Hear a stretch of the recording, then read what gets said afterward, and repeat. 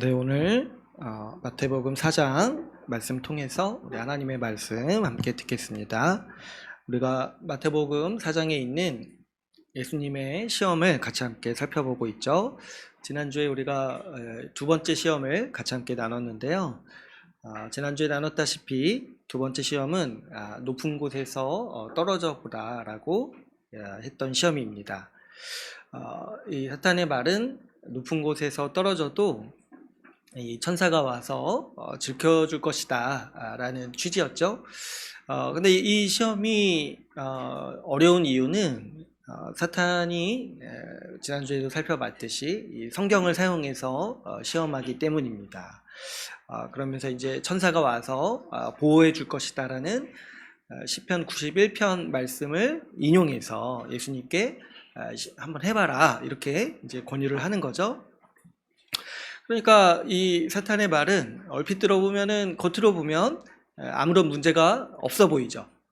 높은 곳에서 떨어지면 천사들이 보호해 준다라는 하나님의 말씀이 있으니까 그걸 한번 증명해 봐라. 이런 이제 취지니까요. 그런데 이제 예수님께서는 이 시험을 거부하시면서 하나님을 시험할 수 없다라고 단호하게 말씀하시죠. 바꿔 말하면은 하나님을 속일 수 없다라는 거예요. 그렇죠. 우리가 이제 뭐 이렇게 더 따져보면은 높은 곳에서 뛰어내리는 행위가 겉으로는 뭐 하나님 말씀에 따르는 행위일 수는 있겠지만은 그 시편 91편의 말씀을 주신 그 말씀의 취지를 받아들이는 태도는 아닌 거죠. 하나님께서 어떤 위험에서도 우리를 보호해 주시겠다, 지켜주시겠다 이렇게 주신 말씀을 가지고 진짜 그런지 한번 테스트해보다 그런 이제 목적으로 주신 말씀이 아니라는 거예요. 그러니까 사탄의 이 시험은 어떻게 보면 이런 거죠. 겉으로 보면은 하나님의 말씀을 따르는 척 하는 걸 수도 있는데 그 속은 뭐예요? 그 말씀에 순종하려고 하는 것이 아니라 그냥 한번 하나님을 속여보겠다 이런 시도를 해보라는 취지, 그런 주장이라고 볼 수 있는 거죠. 그렇기 때문에 예수님은 이 사탄을 향해서 하나님을 시험하지 말아라 이렇게 말씀을 하십니다. 누구도 하나님을 속일 수 없다라는 말씀이죠. 그런데 이 사탄의 시험을 우리가 가만히 생각을 해보면 우리 인간이 가지고 있는 복잡한 심정을 알 수가 있어요. 왜 그러냐니까 우리 사람은 아주 특이한 면이 있어요. 뭐냐면 겉과 속이 다를 수 있다라는 거예요. 그래서 우리가 이제 평생 싸워가야 되는 문제가 사실은 여기에 있다는 거죠. 우리의 겉과 속이 다른 문제. 우리 안에 두 마음이 있어가지고 항상 이 두 가지 마음에서 갈팡질팡하는 그런 태도. 겉으로는 순종하는 것처럼 보이지만 속으로는 불순종할 수 있는 존재가 우리 사람이라는 거예요. 그래서 이런 문제가 우리 신앙 전반에 퍼질 수 있는 거죠. 겉으로는 내가 복음을 믿는 사람인 것처럼 보일 수 있는데 그래서 다른 사람도 속일 수 있고 목사도 속일 수 있고 교회도 속일 수 있고 심지어 나도 속일 수 있어요. 그런데 속으로는 어때요? 속으로는 마음속 깊숙이 우상을 숭배할 수 있는 존재가 우리 아주 극악무도한 사람이 그렇다는 게 아니라 우리 평범한 사람의 가지고 있는 성정이라는 거예요. 그러니까 사탄은 이 사람을 너무 잘 알기 때문에 이 틈을 아주 능수능란하게 파고드는 존재이죠. 그래서 이런 이제 시험 그리고 유혹들을 자유자재로 하는 거예요. 적당히 믿기만 하면 아무렇게나 살아도 주님이 다 눈 감아 주신다라고 말하는 거죠. 주님이 다 용서해 주신다 하셨으니까 그거를 바꿔가지고 어떻게 해요? 용서해서 그 용서받은 감격과 그 용서의 은혜로 의롭게 살아가라고 말하는 게 아니라 주님이 다 용서해 주시니까 이제 아무렇게나 살아도 괜찮다라고 이렇게 하나님의 말씀을 은근히 비틀고 바꾸어서 우리의 죄를 정당화시키고 또 우리가 더 죄짓고 살도록 종용하는 존재가 바로 사탄의 계략이자 또 사탄이 많이 하는 방식이라는 거죠. 그랬을 때 이 사탄이 결국 하는 말은 이런 유혹들의 논점은 다 이 한마디에 얽혀 있다고 볼 수 있어요. 하나님을 속일 수 있다라고 사탄은 유혹하는 존재라는 거죠. 그랬을 때 그렇죠. 이렇게 직접적으로 말하면은 우리가 이런 유혹에 굉장히 넘어가지 않을 것처럼 보이는데 사실은 우리가 이런 유혹에 굉장히 취약하다고 했습니다. 여러분 한번 생각해 보면 우리가 이렇게 겉과 속이 다른 이유, 그리고 자꾸 속이고 싶어 하는 이유는 뭐냐면 우리 안에 자꾸 내 이득을 위해서 살고 싶은 마음이 있고 손해보기를 싫어하고 또 고난을 싫어하고 그리고 모든 상황 속에서 내가 최대의 이익을 얻고 싶은 마음이 있기 때문에 우리는 항상 상황에 맞춰 생각하기에 익숙하고 다른 사람을 속이고 나도 속이는 일에 익숙하다는 거예요. 여러분 우리가 살면서 거짓말을 하잖아요. 다 하잖아요. 근데 왜 거짓말합니까? 결국에는 어떤 손해를 보기 싫거나 아니면 내가 이득을 취하고 싶어서 우리는 거짓말을 하잖아요. 마찬가지로 우리가 이렇게 겉과 속이 다르고 자꾸 이렇게 뭔가 우리 뜻을 정하고 살아가지 않고 그때그때 상황에 맞춰서 이때는 주님을 따르고 이때는 세상을 따르고 이렇게 하려는 그 마음의 중심에는 우리 모든 상황 가운데 우리가 이득을 얻고 싶어하는 그런 중심이 있기 때문이죠. 그래서 우리는 자주 이런 태도가 있는 거예요. 하나님이 주시는 복도 얻고 싶고 우상이 주는 환상도 가지고 싶고 우리가 주님을 믿고 종교생활을 하지만 또 한편으로는 마음속 깊숙이 세속의 가치관을 따라서 살아가려는 성향을 우리가 다 가지고 있다라는 거죠. 그런 우리에게 이런 사탄의 메시지가 얼마나 유용합니까? 대충 살아도 돼. 말씀대로 사는 사람이 세상에 어디 있어? 아직 믿음이 어리니까 괜찮아. 나중에 더 잘하면 순종할 거야. 근데 지금은 괜찮아. 말씀대로 살지 않아도 예수 믿을 수 있다. 말씀대로 살지 않아도 구원받을 수 있다라고 말하는 이런 이 사탄의 메시지가 얼마나 우리한테 기쁜 소식이겠냐는 거예요. 그렇기 때문에 여러분 우리가 이런 유혹에 항상 취약하고 또 우리가 이런 사람이라는 것을 인정해야 돼요. 우리가 겉과 속이 다를 수 있는 사람이고 내가 나도 모르게 나를 속일 수 있는 사람이라는 것을 우리가 잘 알고 우리 자신을 잘 봐야 된다고 했죠. 그래서 이제 우리가 항상 그런 것들을 점검하는 것이 일반적으로는 좋습니다. 내가 진실하게 살고 있는가? 내가 말한 대로 정말 살고 있는가? 이게 사실 어려운 문제지만은 그럼에도 이렇게 살려고 노력하는 것과 이거를 내버려 두는 거는 아주 천지 차이죠. 내가 정말 겉과 속이 같은 사람인가? 앞에서 말하고 뒤에서 딴 말하는 사람인가? 그런 실수가 있었는가? 이런 것들을 우리가 일상에서 항상 점검하는 태도가 필요합니다. 그런데 그것보다도 무엇보다도 우리는 예수님을 의지해야 된다고 했어요. 여러분 우리가 진실해질 수 있는 것, 우리가 마음과 뜻과 힘을 다해서 하나님을 사랑할 수 있는 존재가 되는 것은 오직 예수님을 의지할 때만 가능하다고 했습니다. 예수님께서 우리 대신에 시험을 받으시고 우리 대신에 시험을 이기셨어요. 그런 예수님께서 우리를 이 시험에서 이길 수 있도록 도우실 수 있고 이 시험을 통과할수록 예수님께서 우리를 이끌어 가신다라고 했습니다. 그래서 여러분 우리는 예수님께서 우리에게 믿음을 주신다라고 믿고 또 우리 주님께서 특별히 우리에게 결단하도록 우리를 도우신다고 했어요. 그죠? 내가 그래서 살면서 내가 정말 예수를 따라 살도록 결단하도록 주님께서 도우시죠. 그래서 교회를 통해서 주신 이런 제도들도 보면은 세례 서약을 하도록 하신 것도 있잖아요. 그게 뭐예요? 예수 믿고 살겠다고 하기 전에 미리 비용 계산하고 결단하도록 주님께서 도우시는 거예요. 결단을 어떻게 살아갈지 뜻을 정하도록 주님께서 도우시고 그래서 우리가 우리 의지와 지성을 다 사용해서 예수를 따라 살겠노라고 결단할 수 있도록 주님께서 힘을 주시는 거죠.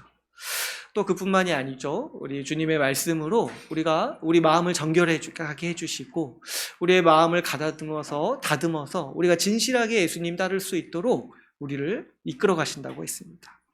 우리가 두 마음이 나눠진 상태로 살아갈 수 있어요. 그러나 우리 주님의 말씀 앞에 우리가 정직하게 설 때 우리의 속마음이 드러나고 내가 하나님께 불순종하고 있다는 사실이 드러날 때 우리 하나님께 예수님께서 우리를 붙잡으시면서 말씀대로 살아가도록 우리를 빚어주시고 끊임없이 우리를 이루어 가신다라고 우리가 믿고 살아야 한다라고 우리가 지난 시간에 같이 나눴습니다.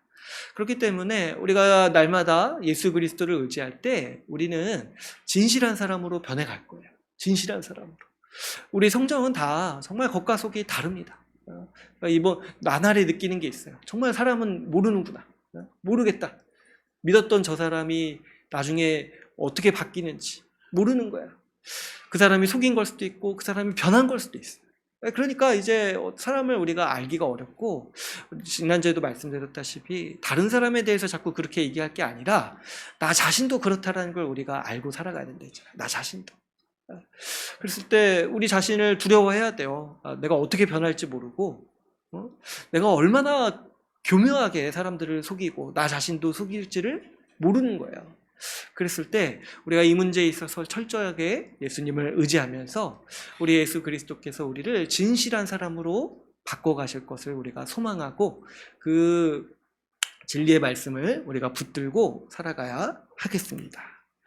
오늘 이제 우리가 마지막으로 나눌 이 세 번째 시험도 어떻게 보면은 그런 측면에서 두 번째 시험과 아주 비슷한 측면이 있습니다. 그래서 오늘 마지막으로 이 세 번째 시험을 살펴보면서 예수님께서 우리 대신에 이기신 그 시험의 내용이 무엇이었는지를 우리가 같이 함께 살펴보기를 원합니다.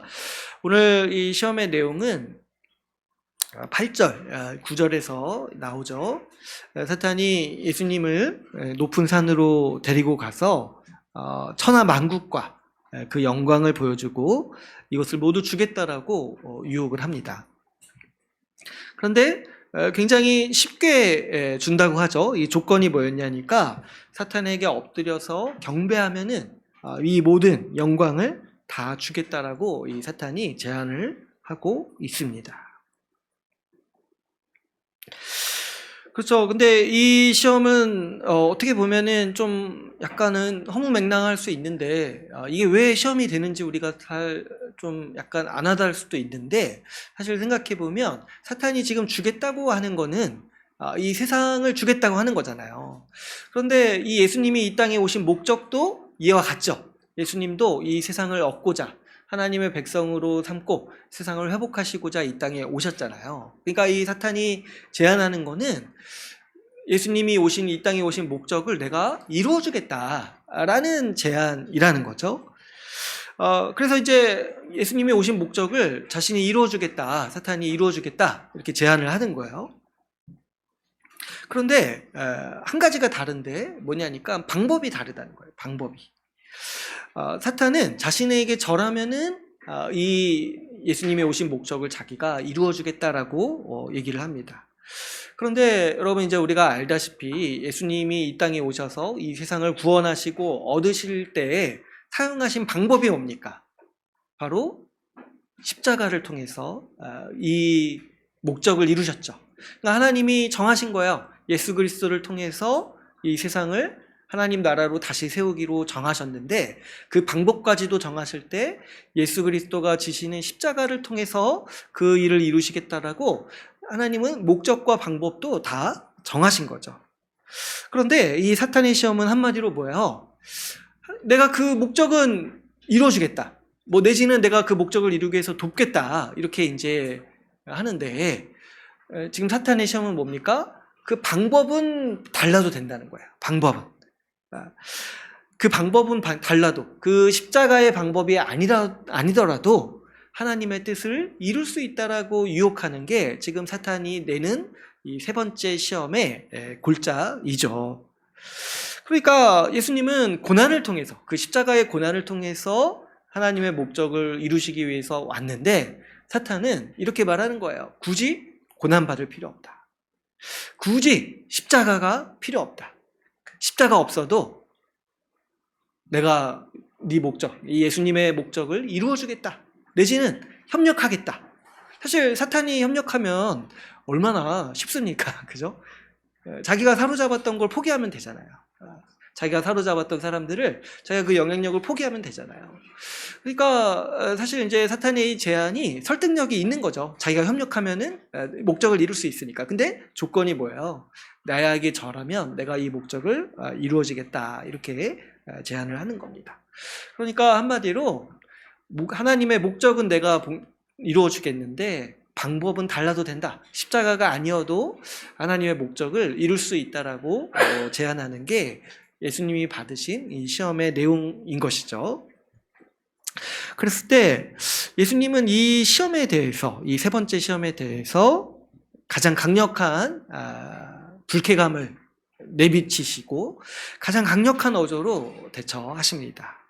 뭐라고 말씀하세요? 우리 10절에 보니까 사탄아 물러가라, 이렇게 말씀하세요. 사탄아 물러가라. 그러니까 예수님의 감정을 추측해보면 이때 굉장히 화가 나신 것으로 우리가 볼 수가 있죠. 뭐냐면 앞에서는 성경에 있는 말만 그냥 딱딱 하셨어요. 근데 여기서는 이제 하나 덧붙여서 사탄아 물러가라, 이렇게 아주 강하게 대처를 하시는 거죠. 그러면서 여전히 또 말씀을 인용하시죠. 뒤에 보시면 기록되었으되 주 너희 하나님께 경배하고 다만 그를 섬기라, 이렇게 말씀을 하세요. 이것도 이제 신명기 6장 13절 말씀입니다. 그러니까 예수님이 이 사탄의 시험에 대적하면서 인용하신 말씀은 다 신명기 말씀이에요. 신명기 말씀. 이 신명기 말씀을 통해서 이 사탄의 유혹을 분별하시고 대적하시죠. 사탄은 하나님이 주신 목적을 이룰 수 있다면 하나님이 계획하신 방법은 바꿔도 상관없다라고 말합니다. 십자가 없이도 얼마든지 하나님의 목적, 이 세상을 구원하는 일을 이룰 수 있다라고 말하는 거죠. 그러나 예수님은 그 십자가를 거부하는 길이 사탄의 길이라고 말씀하십니다. 바꿔 말하면 아무리 목적이 선하다고 하더라도 이 사탄의 방법을 사용하는 일은 사탄에게 절하는 것이요 우상 숭배라는 거죠. 바꿔 말하면 하나님께서 주시는 이 목적뿐만 아니라 그분이 정하신 방법까지도 순종하는 것이 온전히 하나님을 예배하는 길이고 하나님을 따르는 길이다라고 예수님은 제시하는 거죠. 그래서 더 직접적으로 얘기하자면 예수님은 십자가 없이는 하나님을 따를 수 없다. 십자가 없이는 하나님을 경배할 수 없다라고 말씀하는 것과 마찬가지입니다. 그랬을 때 사탄이 이 문제에 있어서 얼마나 집요한지 모르겠어요. 그래서 예수님의 생애 내내 이 시험과 유혹을 계속해서 지속적으로 하고 있는 모습을 우리가 복음서에서 발견하게 됩니다. 십자가의 길을 가지 않아도 된다라는 이 유혹이요. 우리 말씀 한 구절 한번 찾아볼까요? 마태복음 16장 21절에서 23절 말씀 한번 찾아보겠습니다. 마태복음 16장 21절, 23절.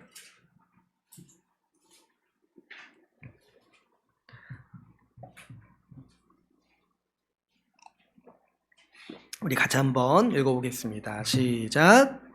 이때로부터 예수 그리스도께서 자기가 예루살렘에 올라가 장로들과 대제사장들과 서기관들에게 많은 고난을 받고 죽임을 당하고 제3일에 살아나야 할 것을 제자들에게 비로소 나타내시니 예수를 붙들고 항변하여 이르되 주여 그리 마옵소서, 이 일이 결코 주께 미치지 아니하리이다.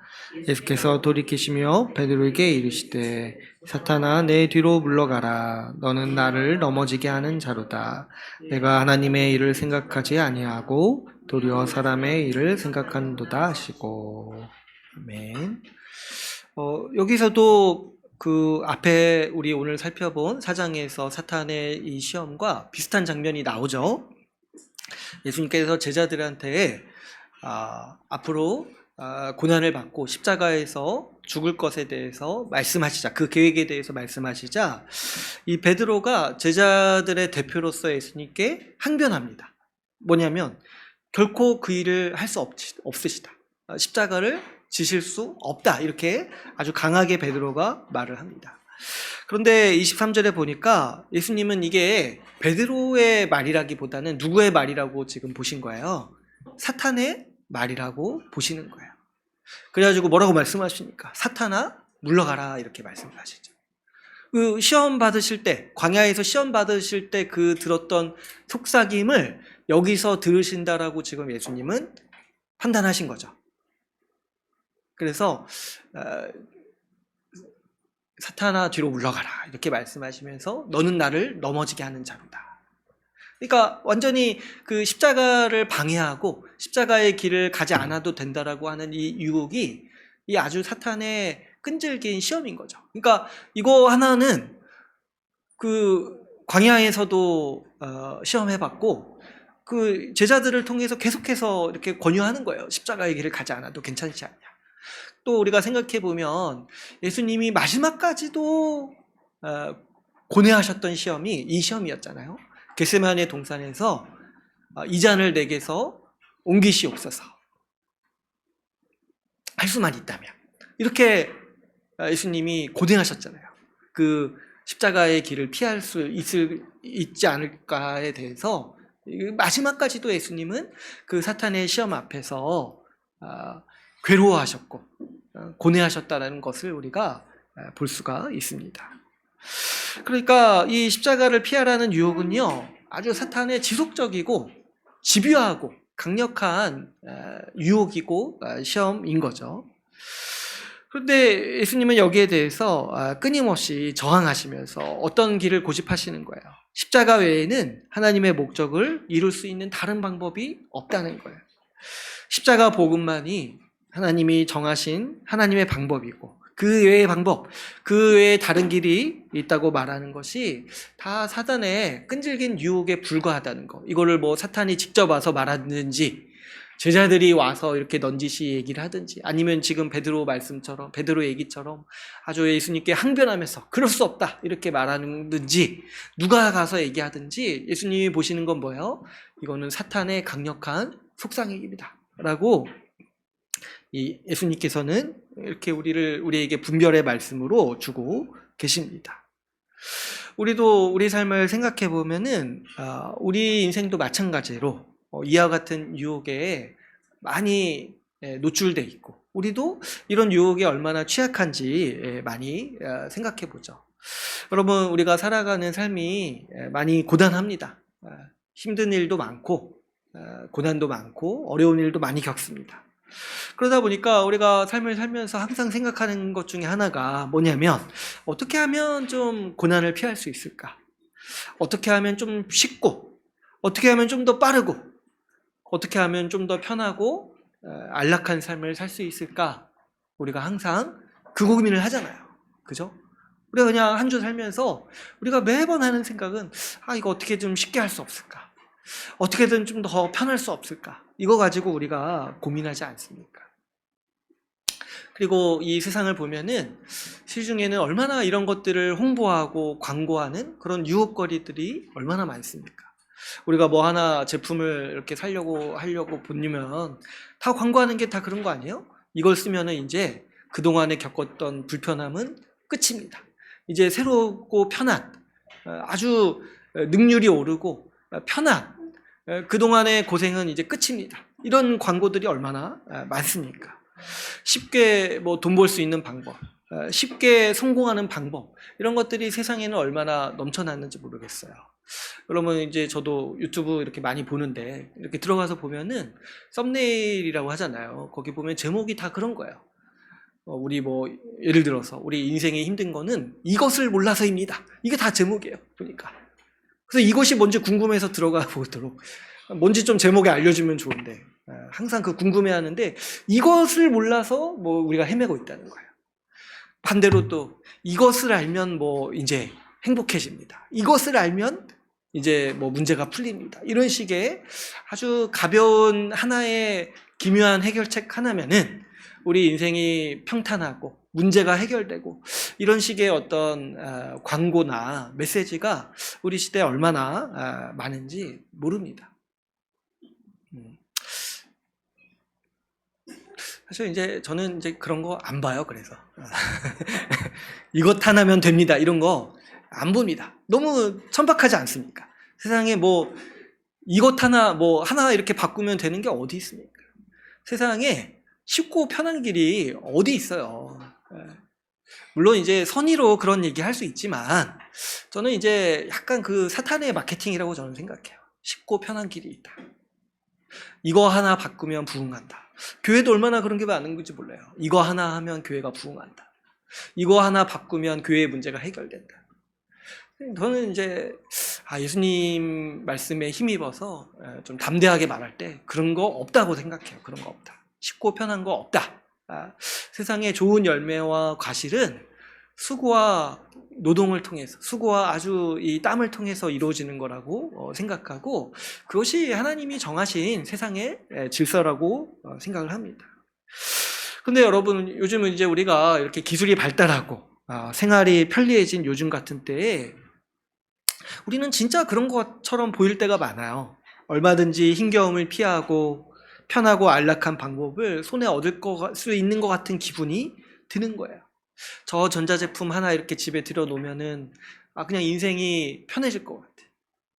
저 기술 하나 이렇게 좀 잘 정착하면은 정말 그동안에 수고했고 어려웠던 거 다 해결될 것 같아. 그랬을 때 우리가 이런 시대에 살다 보면은 일종의 우리 마음에 편견이 생겨요. 뭐냐면 쉽고 빠르고 편한 방법이 선하다라고까지 우리는 생각하게 돼요. 반면에 어렵고 느리고 불편하고 고난은 악하다는 생각까지 우리가 하게 됩니다. 왜 그러냐니까 세상 전체가 이런 방향으로 가고 있기 때문에, 쉽고 편한 방향을 하기 위해서 가고 있기 때문에 이 방향 자체가 선하다고 느껴지는 거예요.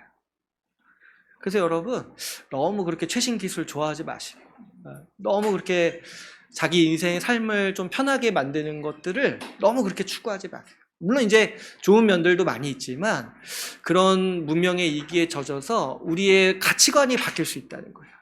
쉽고 편하고 고통을 없애주는 게 무조건 선하다라고 보는 것을 우리가 경계해야 됩니다. 왜 그러냐니까 사탄이 우리를 유혹하는 방법도 이와 유사할 때가 많습니다. 나에게 절하기만 하면 좀 더 쉽고 빠르게 성공할 수 있어. 나에게 와서 절하기만 하면 고난을 피하고 안락한 삶을 살 수 있다라고 말하는 존재가 이 사탄이에요. 그리고 이 제안은 언제든지 우리한테 매력이 있습니다, 여러분. 매력이 있어요.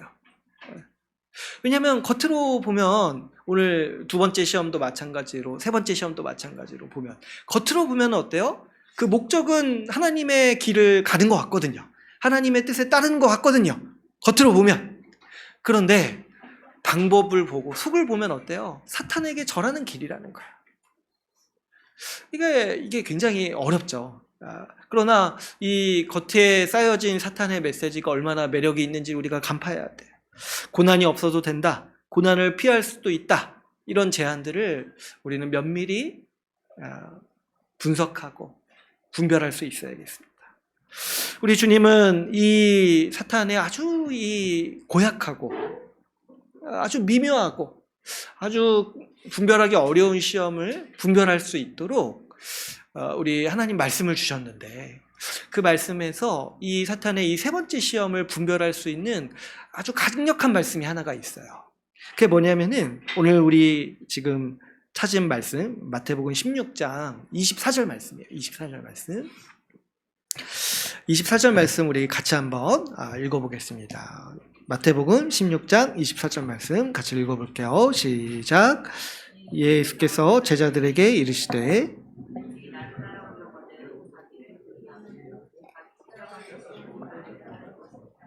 아멘. 예수님은 이 24절 말씀에서 아예 못 박으면서 말씀하시죠. 누구든지.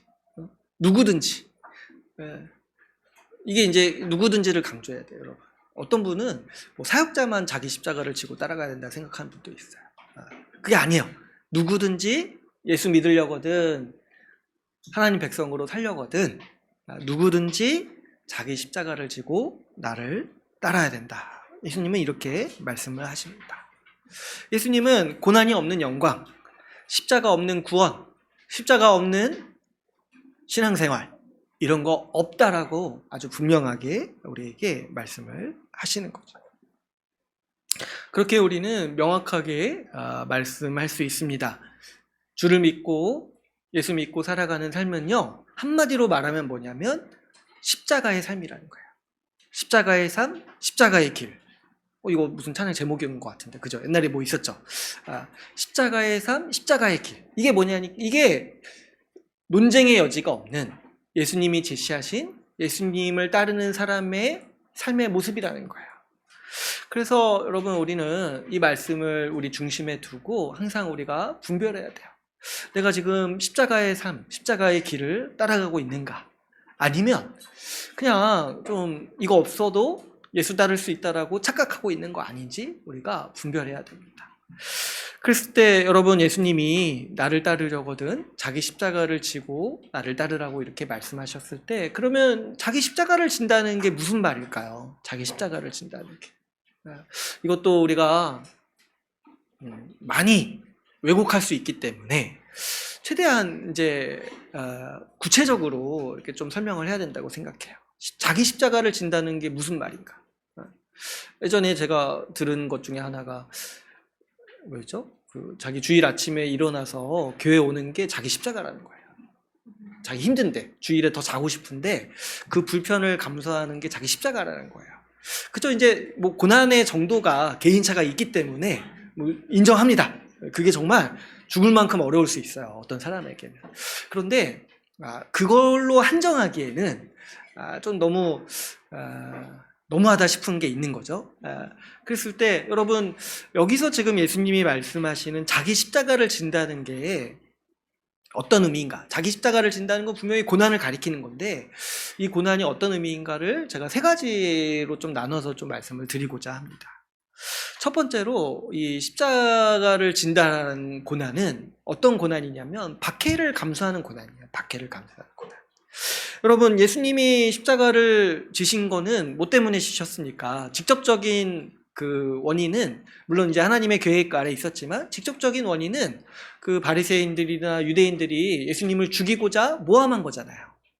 예수님을 박해하고 핍박한 결과 예수님이 십자가를 지신 거죠. 그렇기 때문에 자기 십자가를 지고 나를 따라오라는 이 말씀에는 예수님을 따르려거든 박해받을 각오가 돼 있어야 된다라는 말씀이라는 거죠. 예수님도 여기에 대해서 여러 번 말씀하셨어요. 세상이 나를 싫어했기 때문에 내 제자들도 싫어할 것이다. 너희도 싫어할 것이다. 여기에 대해서 많이 얘기하셨고 격려하시고 경고하시기도 하셨습니다. 그렇기 때문에 우리가 예수 믿고 따르는 삶에는 반드시 박해가 있다라고 우리는 각오하고 그 길을 가야 마땅하죠. 물론 여러분, 이제 우리가 뭐 이런 국가적 차원에서 박해를 받거나 핍박을 받진 않죠. 우리가 지금 상당한 자유를 누리고 있습니다. 그런데 이제 우리가 그래도 간과하지 말아야 될 거는, 우리는 지금 그런 자유를 누리고 있지만 지구상에는 여전히 예수 믿는다는 이유로 박해받는 사실이 있다는 걸 기억해야 돼요. 그러니까 여전히 지금 같은 시대에도 예수를 믿는다는 이유로 박해받는다는 거예요. 이게 이제 항상 있다라는 거죠. 그리고 이 박해와 핍박은 지금 뭐 이런 국가적 차원에서 뭐 사회적 차원에서 이루어지지 않을지라도 여러분, 우리에게도 언제든지 있을 수 있습니다. 적극적으로는 어떻습니까? 가까운 지인이라든지 뭐 가족이라든지 이런 사람들을 통해서 박해받을 수도 있어요. 핍박받을 수도 있고, 예수 믿는다는 이유만으로. 또 소극적으로는 어떻습니까? 소극적으로는 우리가 신자이기 때문에, 예수를 따르기 때문에 우리가 이제 하지 않는 어떤 삶의 방식들이 있을 거 아닙니까? 그런 것 때문에 우리가 사회에서 불이익을 얻거나 손해를 보거나 하는 그런 이제 어떤 측면이 있을 수 있죠. 우리가 그렇잖아요. 이 정직하게 살면은 손해를 보는 경우가 많죠. 우리 일반적인 세상에서. 그랬을 때 그런 것도 박해의 일종이고, 우리가 예수 따르기로 결심했을 때 이 세상에서 거치는 모습 중에 하나인 거죠. 또 어떻습니까? 요즘같이 이렇게 또 교회에 대한 이미지가 안 좋을 때 사람들로부터 비난을 받거나 또 조롱을 당하는 그런 측면도 언제든지 우리 가운데 있을 수 있는 거죠. 그러니까 여러분, 이제 우리가 이 땅에 살면서, 신자로 이 땅에 살면서 박해가 없는 게 아니라는 거예요. 우리는 적극적으로나 소극적으로 다 박해를 당하는 거죠. 그랬을 때 이런 것들을 우리가 각오해야 하는 것이고, 이것들을 우리가 항상 생각해야 돼요. 이 박해를 우리가 감당해야 되는 삶의 모습이 있다. 우리가 박해를 감당해야 되는 길을 지금 십자가의 길을 가는 사람들이라는 거예요. 두 번째로 이 자기 십자가를 지는 고난은 자기를 부인하는 데서 오는 고난이 있습니다. 오늘 그 24절 말씀에서도 보면은 자기 십자가를 지라고 말씀하시기 전에 뭐라고 얘기를 하시냐면은 자기를 부인하라고 말씀하세요. 그러니까 이 십자가를 진다라는 거는 결국에 뭡니까? 자기를 죽이는 거잖아요. 자기가 죽는 거잖아요. 근데 이제 그게 실제로 죽으라는 그런 것보다는 이거를 이제 상징적으로 해가지고 자기를 부인한다는 거예요. 자기를 부인한다는 거. 자기를 부인한다는 건 뭐예요? 내 뜻과 내 고집, 내 신념, 내 감정 이런 것들 있을지라도 이런 걸 꺾고 어떻게 살아가야 된다는 겁니까? 하나님의 말씀, 예수님의 가르침, 그 말씀에 순종하면서 살기로 결단했을 때 우리는 필연적으로 자기를 부인할 수밖에 없다는 거예요. 그렇죠, 여러분. 우리는 천성적으로는 다 어때요? 다 예수님 말씀대로 살기 싫어하는 사람들이에요. 그러나 우리가 예수 믿고 예수님의 말씀을 들을 때 이제 어떻게 살기로 결단하는 겁니까? 이제 내 뜻대로, 내 고집대로, 내 감정대로 살지 않고 내 감정이나 내 고집 이런 거 있을지라도 예수님 말씀 앞에 내 의지를 꺾기로, 예수님 말씀 앞에 내 고집을 꺾기로 이렇게 결단하고 이 삶을 지속적으로 살아가기로 하는 것이 뭐냐면 자기 십자가를 지고 예수를 따르는 삶, 자기를 부인하는 삶이라는 거예요. 그래서 이게 얼마나 고통스럽냐니까 자기 그 고집 꺾는 거 있잖아요. 이게 뭐 우리는 뭐 쉽다고 생각은 안 하지만 그래도 할 수 있다고 생각하잖아요. 그런데 이제 예수님은 자기를 부인하는 거를 뭐에다가 지금 비유하시는 거예요?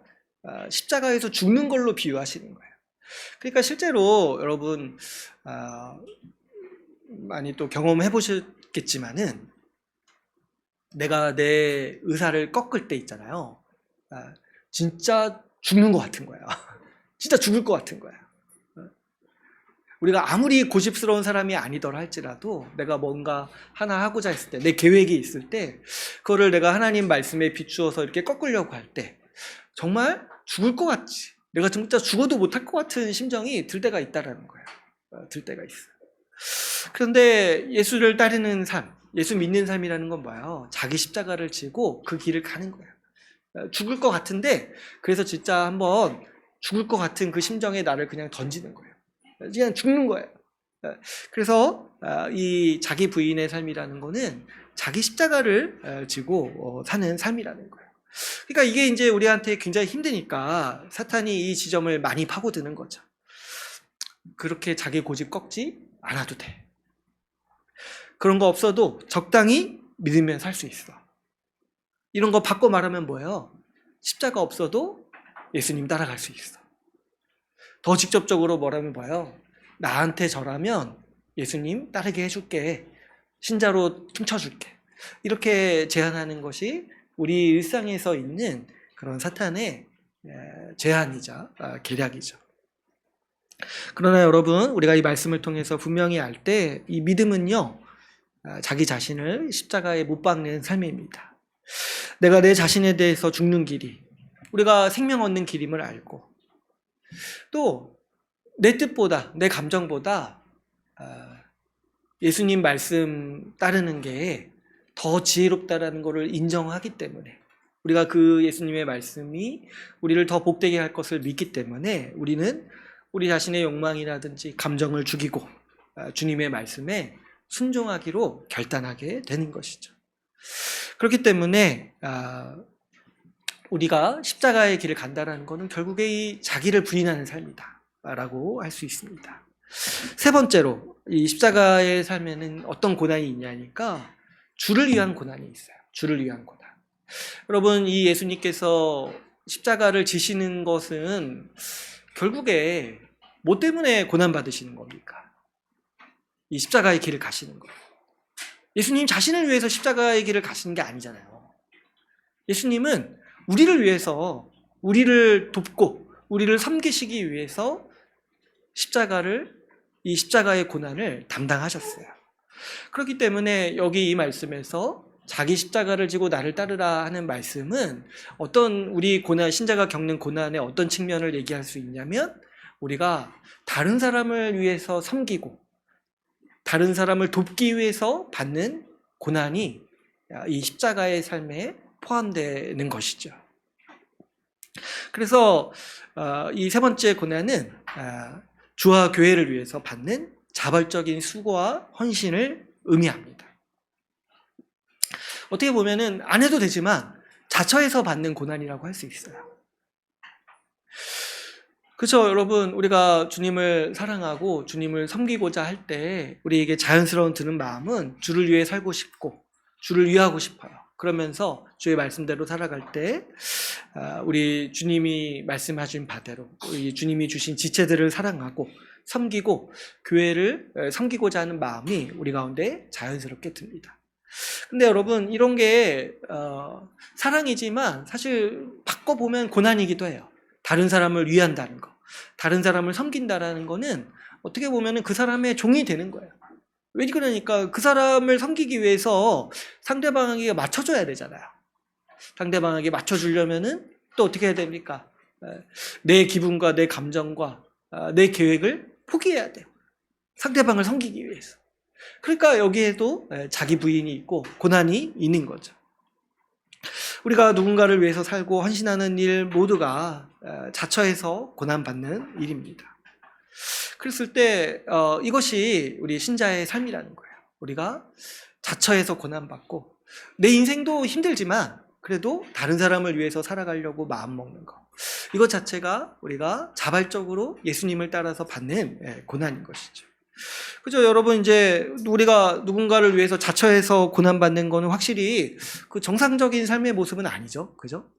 이런 좀 말이 이상한데, 아무튼 그냥 일반적인 그 사람들이 살고자 하는 삶의 방향은 아니잖아요.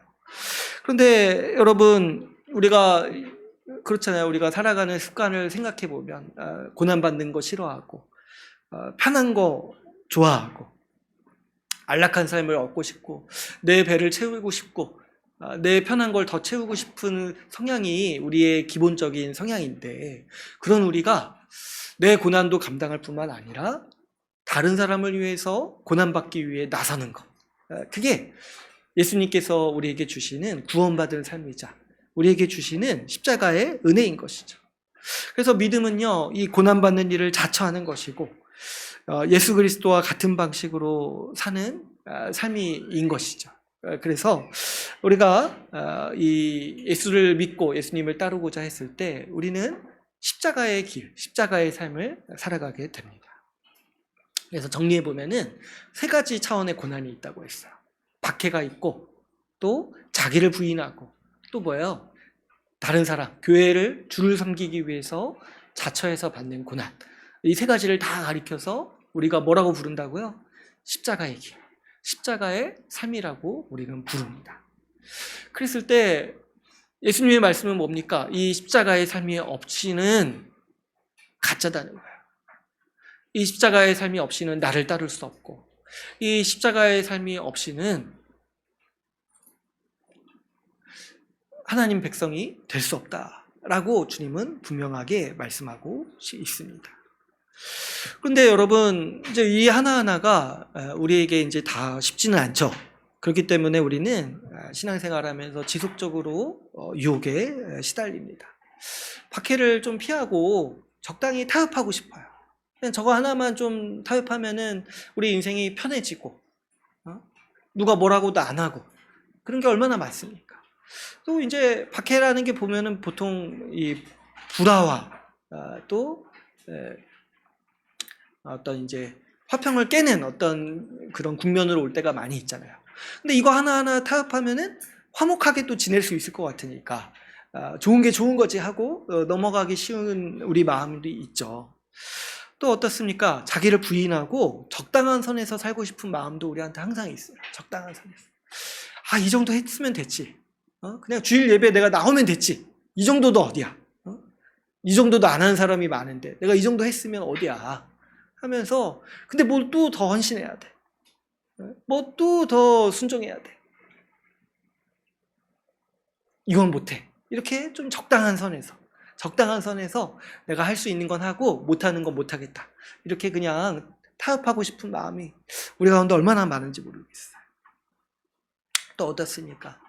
또 수고하고 헌신하는 거 우리는 이런 거 하다 보면 또 지치니까 어떤 마음이 있고 또 지속적으로 계속되니까 그래 이만하면 됐지. 이만하면 이제 쉴 때야 해가지고 자발적인 안식년에 우리가 들어가는 경우가 또 얼마나 많습니까? 그러니까 안식년은 근데 그래도 1년인데 자발적인 희년 이런 거에 들어가가지고 아주 길게 쉬시는 분들이 얼마나 많은지 몰라요. 근데 그러면서도 마음 한편에는 내가 그래도 하나님이 주시는 복은 누리고 싶고 천국 백성이고는 싶고 이런 이 두 마음이 우리한테는 항상 있는 거죠. 그런데요, 여기에 아주 사탄의 미묘한 음성, 메시지가 숨겨져 있다는 거예요. 이 모든 말들 이면에는 십자가의 삶 없어도 예수님 따를 수 있다. 바꿔 말하면 결국에 사탄은 나에게 절하면 내가 구원해 줄게. 나에게 절하면 내가 천국 가게 해줄게. 이렇게 우리한테 유혹하고 있는 거죠. 나에게 절하기만 하면 이런 고난받을 필요 없어. 이런 불편 겪을 필요 없어. 적당히 네가 하고 싶은 거 추구하면서 예수 믿을 수 있다라고 말하는 존재가 바로 오늘 이 사탄의 세 번째 시험을 하는 이 사탄의 메시지인 거죠. 그러니까 여러분, 우리가 이 세 번째 시험이 황당무계하다고 생각하지 말고 이 세 번째 시험이 우리한테 매력적인 제안이라는 걸 생각해야 돼요. 얼마나 매력적인 제안일까? 우리 일상에서, 우리 삶에서 우리 이 유혹이 얼마나 강한지를 생각해야 돼요. 왜 그러냐니까 우리가 항상 그런 마음이 있어요. 고난을 두려워하고 두렵기 때문에 우리가 고난을 걱정해요. 여러분. 걱정해요. 그렇죠, 여러분. 우리가 매번 걱정하고 염려하는 게 뭡니까? 결국에는 고난받을 것에 대해서, 미래에 내가 고난받을 것에 대해서 내가 걱정하고 염려하잖아요. 그죠?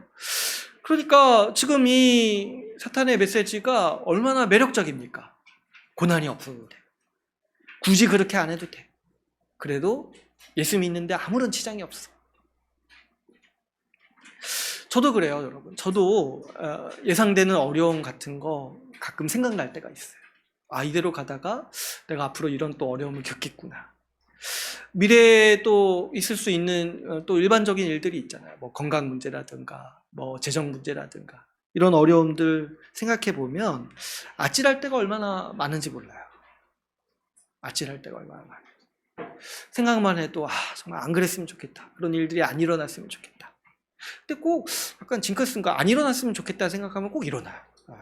그렇죠? 그러니까 이제 얼마나 이게 우리한테는 두렵고 걱정이 되는지 몰라요. 이 고난과 어려움. 그러니까 얼마나 이 사탄의 제안이 매력적인지 우리가 항상 생각을 해야 돼요. 여러분 한번 이 두 가지 말을 비교해 놓고 한번 보세요. 나에게 절하면 고통과 고난 없이 구원해 줄게. 근데 예수님은 뭐라고 얘기하세요? 누구든지 나를 따르려거든 자기 십자가를 지고 나를 따르라. 이 두 가지 말을 놓고 비교해 보면 여러분 어떤 말이 더 요즘에 인기가 많겠습니까? 예수님은 인기, 마케팅 이런 건 별로 생각 안 하시는 것 같아요. 나를 따르면 천국 가게 해줄게 해야지 좀 따르고 나서 사실은 고난 받아야 돼. 이렇게 얘기하면은 그래도 인기는 얻을 수 있잖아요. 근데 예수님은 아주 그냥 대놓고 말씀을 하시는 거예요. 나를 따르려거든 십자가를 지고 나를 따라야 돼. 누구 말이 여러분 더 듣고 싶습니까? 누구 말이? 그랬을 때 우리가 인정할 거 인정해야 돼요. 사탄의 말이 우리한테는 더 매력적으로 들리고 아주 미묘하게 진리인 것처럼도 보이는 거예요. 요즘 시대에. 왜냐하니까 편하게 해주고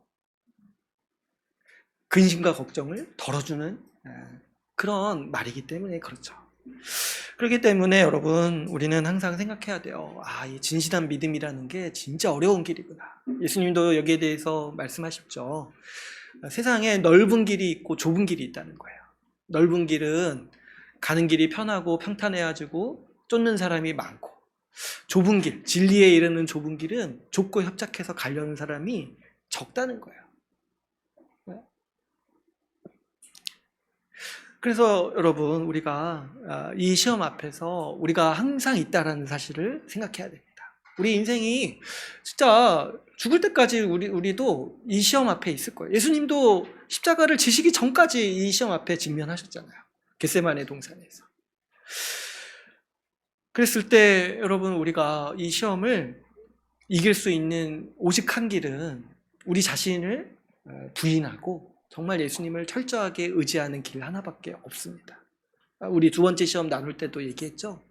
우리가 우리 자신을 신뢰할 수가 없습니다. 우리 자신을 신뢰할 수가 없어요.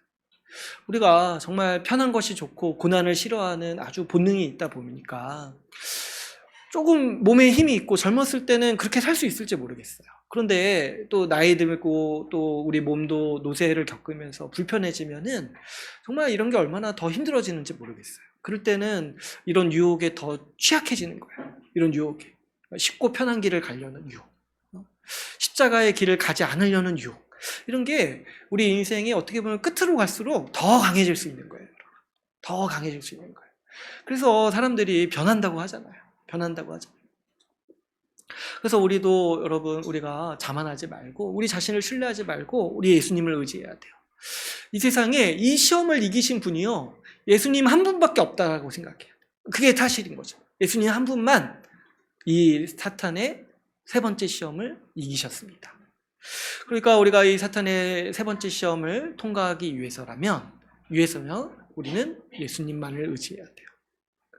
먼저는 여러분, 우리가 예수님을 의지할 때 예수님이 우리 대신에 고난받으셨다는 사실을 믿으셔야 됩니다. 예수님이 지신 십자가는 우리가 져야 되는 십자가랑은 좀 다르죠. 예수님은 자기 십자가를 지신 게 아니었어요.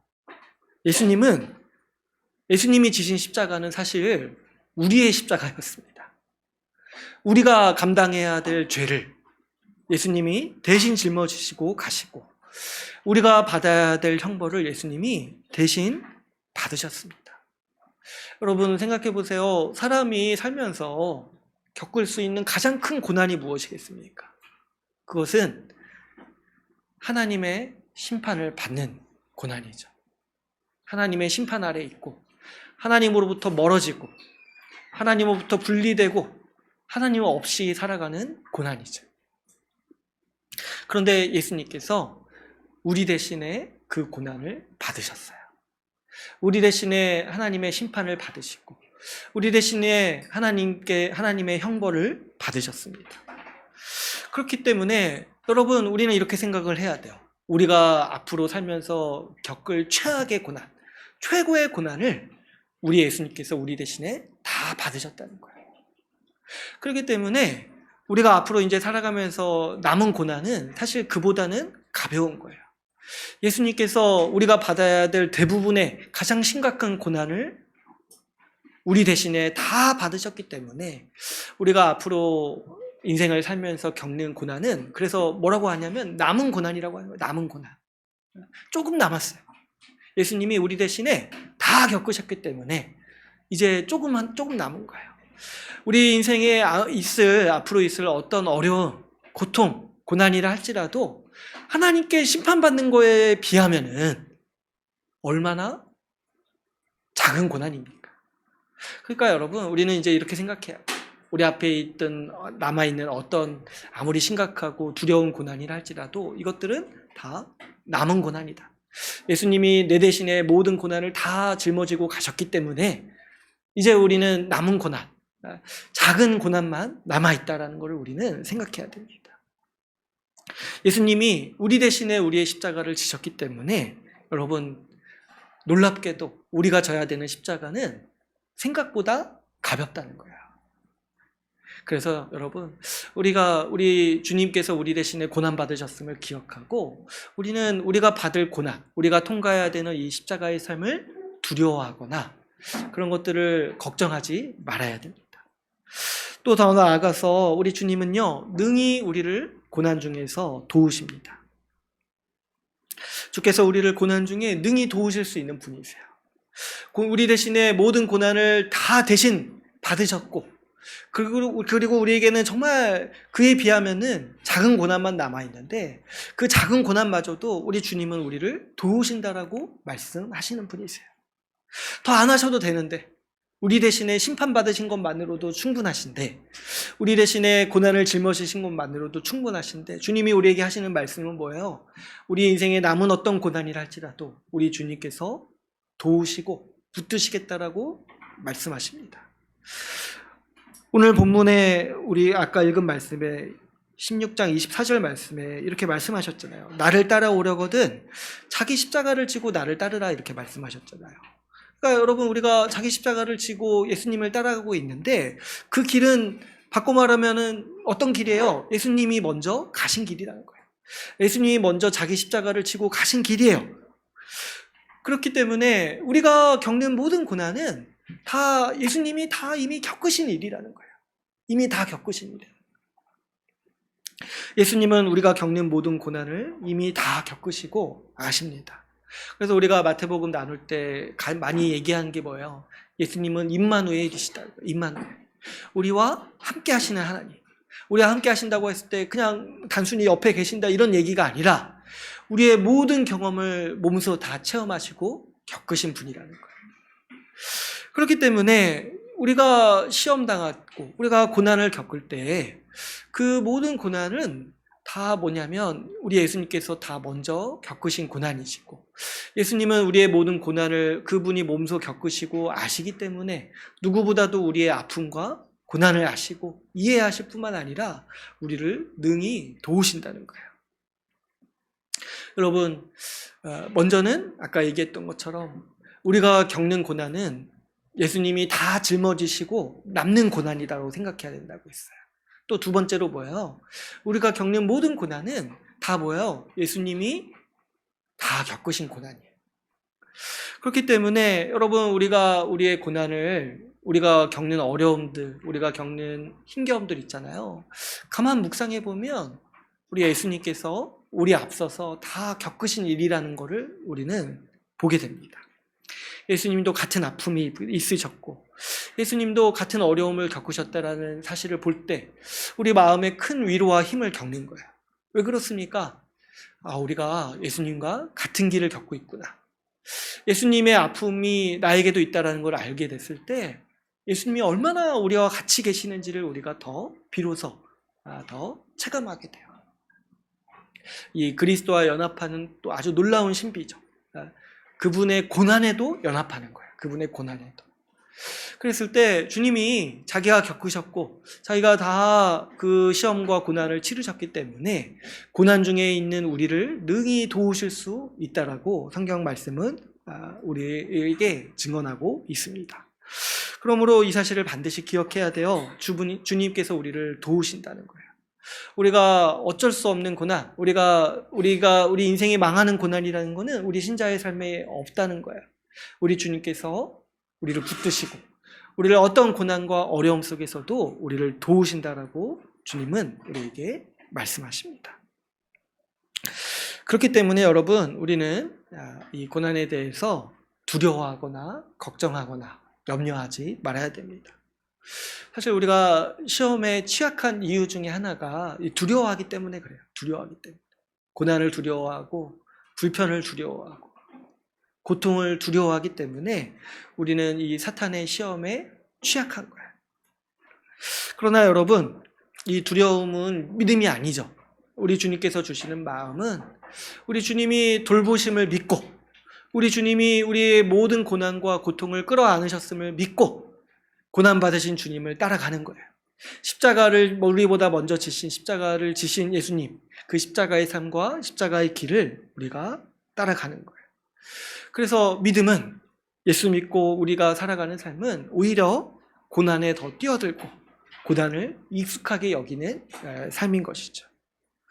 우리 삶에 고난이 없어야 한다라고 생각할수록, 고난을 이상하게 여길수록 우리는 이 사탄의 유혹, 십자가 없이도 믿을 수 있다라는 유혹에 더 시달리기 쉬운 거죠. 그래서 마침내는 사탄에게 절하면서까지 인생의 안녕을 구하는 그런 사람이 되기가 굉장히 쉽죠. 그러나 여러분 분명히 기억하세요. 사탄에게 절하면서까지 얻을 수 있는 평안이라는 것은 이 세상에 없는 거예요. 우리는 주님의 고난에 동참하면서 주님이 우리에게 주시는 평안과 영광을 쫓아서 살아가야 합니다. 그래서 여러분, 우리가 삶을 생각할 때 무엇을 얻고 무엇을 버릴 것인가 아주 진지하게 놓고 고민해야 돼요. 무엇을 얻으면 무엇을 버리는 거예요.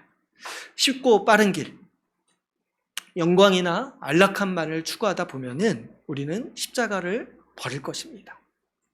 그러나 우리가 지금 이 십자가의 고난을 끌어안고 십자가의 길을 간다라면 우리는 우리 인생 끝에서, 우리 인생 전체에서 마침내 우리 주님을 얻으면서 주님 주시는 평안과 주님과 함께 우리 삶을 살아갈 것입니다. 우리 앞에 이 두 가지 길이 있다는 거 항상 명심하고 우리가 이 사탄의 시험을 분별하면서 십자가의 길을 충실하게 살아가는 우리 주의 나라 교회 되기를 바랍니다. 이제 오늘 말씀을 맺겠습니다. 예수님이 마지막으로 당한 시험은 오늘 말씀 같이 나눴던 것처럼 십자가를 거부하라는 유혹이었습니다. 사탄은 목적이 정당하다면 수단은 아무래도 상관없다고 말합니다. 십자가 없어도 천국을 이룰 수 있고 세상을 구원할 수 있다라고 말합니다. 그러나 예수님은 하나님이 정하신 목표뿐만 아니라 하나님이 정하신 방법까지도 순종해야 된다라고 말씀하십니다. 그래서 예수님은 하나님이 정하신 십자가의 길을 끝까지 가십니다. 우리 앞에도 이 두 가지, 사탄이 제안한 길과 예수님이 분명하게 말씀하신 십자가의 길이 있습니다. 십자가를 부인하고 당장의 안녕과 평안을 추구하며 사는 그 사탄의 제한이 있고, 반면에 주님을 따라서 십자가의 삶을 살아가는 그런 삶이 있습니다. 우리가 이 말씀, 오늘 자기 십자가를 지고 나를 따르라 이렇게 말씀하신 예수님의 말씀을 우리가 우리 중심에 분명히 생겨서 오직 이 십자가의 삶에만 평강이 있음을 알고 우리 주님 의지하면서 끝까지 이 십자가의 길을 끌어안는 우리 주의 나라 교회가 되기를 간절히 소망합니다. 오늘 말씀을 마치고 같이 함께 기도하는 시간 갖도록 하겠습니다.